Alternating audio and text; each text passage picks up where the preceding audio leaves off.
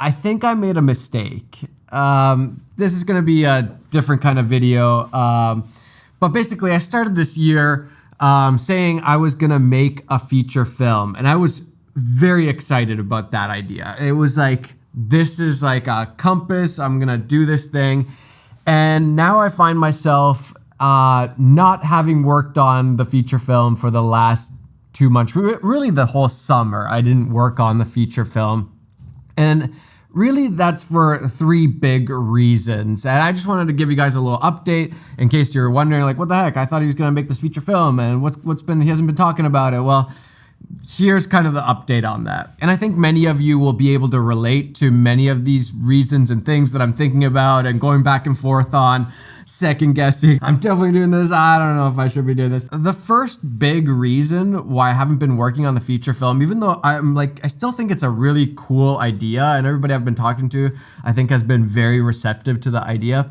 I am not sure right now. I'm not sure, am I making this feature film because I want to make this feature film, or because I'm trying to prove that I'm not just a YouTube filmmaker? I don't know if you guys can relate to that. I feel like maybe throughout my whole filmmaking career, I've always been trying to, in some way prove myself or prove that I can hang with the best of the best. It's a lot of the drive for why I keep striving to be better at my craft and keep learning and keep making things. But it's a weird, I started doing this YouTube thing in 2017, and I loved it. It was incredible. I started as a filmmaker on YouTube, and then it kind of, instead of being a filmmaker on YouTube, I started to be kind of like YouTuber filmmaker. And then I've been trying to course correct and change that.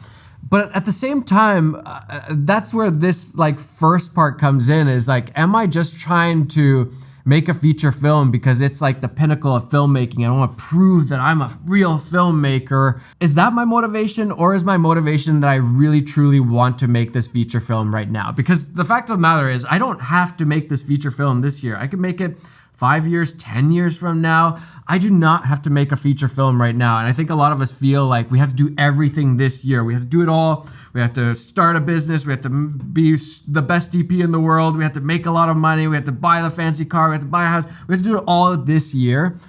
And in reality, you're only going to get some things. You're probably going to get a lot more done than you think, but at the same time, you're not going to get all those things done this year. And so the question is, in trying to prove that I'm a filmmaker first and then a YouTuber, is that why I'm making this feature film? Or is it what I think would be the most fun and the thing that I'm most passionate about this year? That's what I've been trying to figure out. And I feel like in the short term, I can't tell the difference. It feels the same. I feel like I'll only be able to tell what my real motivation was a little bit later. The second thing that's been kind of bothering me / making me not want to, funny enough, it's demotivating me, is AI. And what I mean by that is I'm not sure if it's really reckless right now to make a feature film when such crazy tools are coming out every week. It feels like every day, it feels like there's a new update to these AI tools.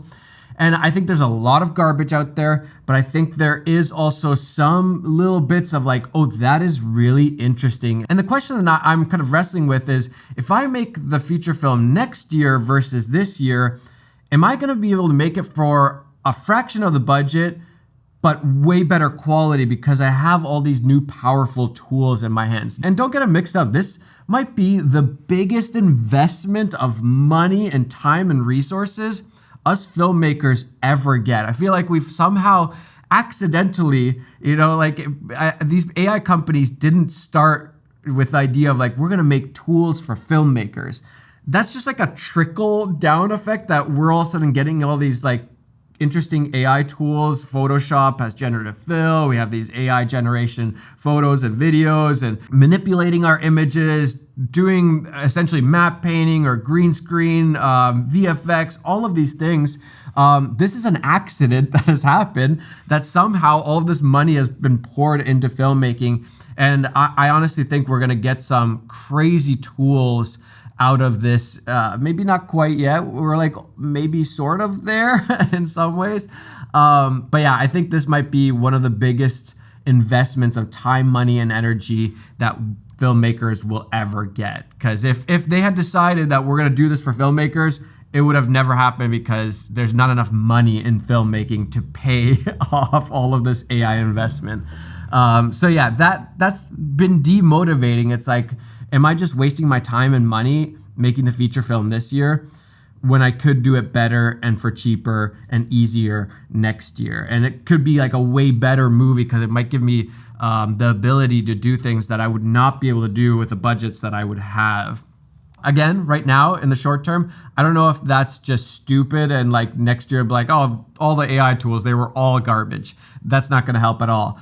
Or is it in fact true and next year, like, I'll be able to make a better movie for less time, less money, less headaches. And the third thing, probably the biggest reason, is I just forgot how freaking fun YouTube is. Like, I was just setting up camera foundies.